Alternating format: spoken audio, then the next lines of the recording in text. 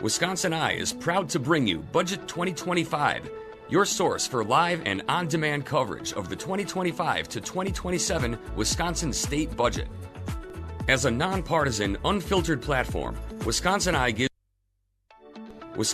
is proud to bring you Budget 2025, your source for live and on-demand coverage of the 2025 to 2027 Wisconsin state budget. As a nonpartisan, unfiltered platform, Wisconsin Eye gives you direct access to the decision-making process. Watch and engage at wisi.org. This program is made possible with support from Wisconsin Laborers District Council, Nicolet National Bank, North Central States Regional Council of Carpenters, Operating Engineers Local 139, Wisconsin Realtors Association, Wisconsin Counties Association, and Wisconsin Hospital Association. Watch Wisconsin Eye on Spectrum Channels 995 and 363 and at wisi.org.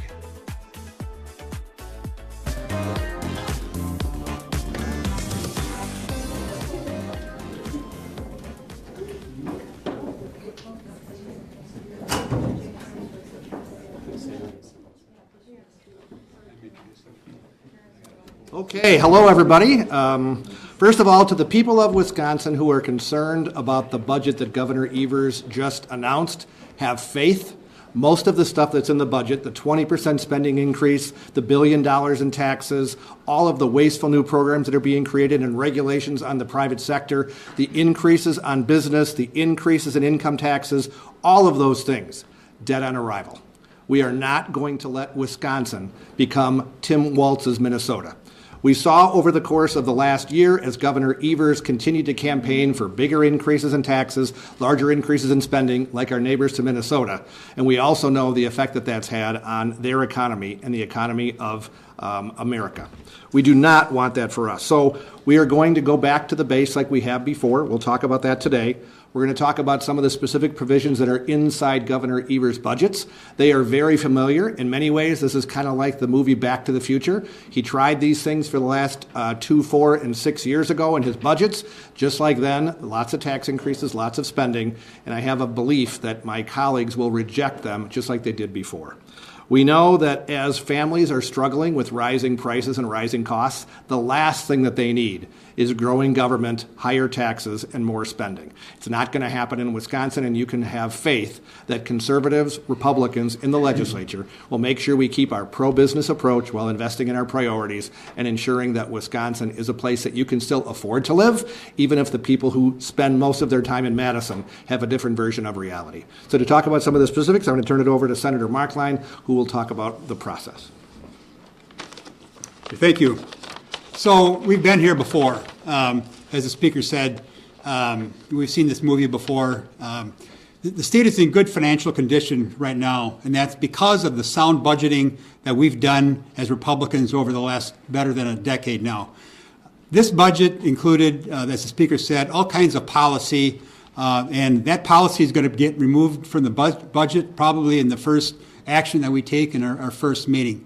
We're going back to base like we have for the last several budgets. We're going to build a budget that's fair, that's sustainable into the future, and doesn't impact our businesses and our families adversely. So I also want to caution some people that the surplus that we have is largely one-time money, okay? And so we're going to be cautious as we build a budget, not spending a lot of ongoing programs that's based on a one-time surplus. So again, we look forward to the process, and I will turn it over to Representative Hurd. Thank you. Wisconsin Republicans are listening to Wisconsinites, all the way from Superior to Kenosha and every place in between. So this next step of the budget, we will be going throughout the state as a committee and listening in public hearings, as well as all kinds of our representatives having individual listening sessions, talking to to all stakeholders. And then, as we do our public hearings, every Wisconsinite should know they will have a chance to be heard, to tell us what they want to do and how they want us to spend the money. Thank you. The next person who will be speaking is Senator Teston. Well, thank you, Representative Hurd, and proud to be here with my legislative colleagues. I guess my initial reactions are, based on the governor's budget address, is that he's a former educator and apparently mathematics was not his strong suit, because if you take a look at what the governor's proposed, the state is going to be facing a multi-billion-dollar deficit going into the next biennium. And as legislative Republicans have shown previously in our last budget, that we can make key investments in our infrastructure, our schools, while also providing tax relief, which I want to remind folks that under Governor Evers in the last budget vetoed nearly 95% of the tax cuts that we approved. So we are going to continue to pass a responsible budget that balances, that provides significant relief to our taxpayers here in the state. But more importantly, we are going to pass a budget that ensures that Wisconsin does not become the next Minnesota. And so I look forward to working with my colleagues over the course of the next several months to provide significant relief to Wisconsin and ensure that we keep moving on the right track. And so with that, I'd like to turn it over to the co-chair, Representative Mark Bourne. All right, thank you, Senator. I guess as the speaker started out saying, we're in a familiar spot. I think someone else said we've seen this movie before. That might have been Senator Markline. So we know that this is another executive budget that's bloated, reckless spending, just finding ways to grow government, making up all sorts of new agencies or sub-agencies or offices again tonight. So we know we have to toss it to the side, and as my colleague, Senator Markline said, start from base. We also know from our past experience, one of the ways that we sought to bring responsible budgeting to the state budget was to make government smaller and less intrusive in our lives. We chipped away at agency budgets and reduced employees. In the last budget, we reduced the governor's wish list of new employees by 800, and then we also cut another 800 from the base. We heard loud and clear in this last election from voters both in Wisconsin and nationally that they've had enough. They know government is too big, too wasteful, and they're tired of the abuse and overreach. And so we are going to increase our efforts in this budget to look for more opportunities to cut both spending and positions. Some of that will be led in the Assembly by our Government Oversight, Accountability, and Transparency Committee, but you'll see those efforts increasing on our legislative joint committees such as Audit and Finance. We will work to reduce the size of government and support ways for families and businesses to thrive without the heavy hand of government. With that, I'll turn it over to the Senate Majority Leader to talk about returning funds to the taxpayers and to wrap things up. Good evening, everybody. It's great to be here tonight. As almost every other speaker referenced, we've been here before. We've seen this play before. Speaker said that it's Back to the Future. It's more like Groundhog Day. Same thing happening every budget session. So a little recap of what happened last session. The governor started with a over $7 billion surplus and turned that into a $3 billion deficit with his budget. We fixed it. And in the process, we tried to cut taxes by $4 billion. The reason we have a $4.3 billion surplus right now is because the governor refused to give broad-based tax relief to the hardworking families of Wisconsin. What we saw with the Trump campaign and voter frustration all around the state of Wisconsin is they're having a hard time paying for their gas, for their eggs, for their groceries, for their rent, for everything. And, the governor had a few sort of gimmicky tax cuts here and there that he referenced. Frankly, his speech was devoid of a lot of specifics of what he actually wants to do, but a lot of gimmicky tax cuts. What we're going to do is provide broad-based tax cuts to all taxpayers in Wisconsin. And that's what we're going to do before we send a budget to him. But as the other speakers reference, as we have done in the past, we'll take his irresponsible budget, turn it into a responsible budget that invests in education, that invests in health care, but doesn't overspend and grow the size of government. So with that, we will open it up to questions. What do you think of the governor's request to keep $500 million in the bank to respond to President Trump's decision? I guess I'm standing here. I guess I'll take this question. I think the more worrisome thing is with an irresponsible Supreme Court, we don't know what's going to happen, and which is going to make this budget process very tough when we're waiting for Supreme Court decisions to come down the pipe. I'm sure that what they're doing in Washington, they're rooting out waste and fraud, which is a great thing. Which is something the Assembly is trying to do with our GO committee, something we've tried to do with the Joint Audit Committee, and something we'll continue to do to make sure that Wisconsin government is spending money as wisely as possible. I mean, it seems like on the broad-based tax cuts, are we talking rebate checks or collapsing tax bracket? What kind of broad-based tax cuts? All tax cuts are good.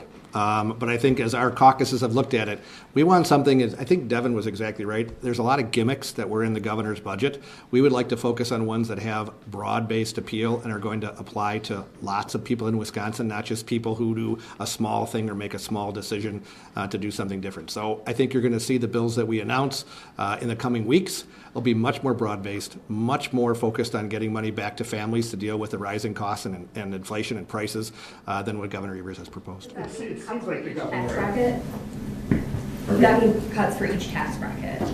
All those potentials are on the table. The first thing we have to do is, it's kind of normally what Governor Evers will do is they give us the budget and brief so they have the opportunity to see if there are things in the budget that we can support.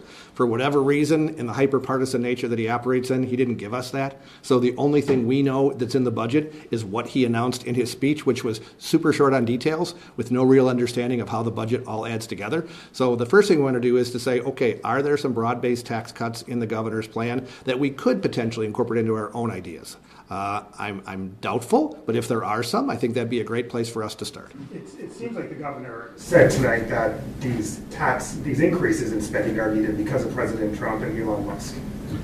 Well, what's interesting is 20% increase in spending. I think last budget, when Joe Biden was in, it was a 17 or 18% increase in spending. So it's pretty similar to what he's done before. I think Governor Evers is a typical Democrat politician, hiding all the bad things. You notice he didn't talk about the tax increases that are in his budget. He didn't talk about, all the things that would probably be not as powerful. One of the colleagues here mentioned the fact that he barely mentioned crime. He barely mentioned the corrections plan that he leaked out early. So I don't know why that was. I think that if you consider where he's coming from, he sounded just like a hyper-partisan Democrat governor that could have been in any state in America, right? The sad part is Wisconsin voted for Donald Trump and his agenda to cut spending and find inefficiency in government. Giving a 20% increase to the bureaucracy is the exact opposite of what people voted for 4 or 5 months ago.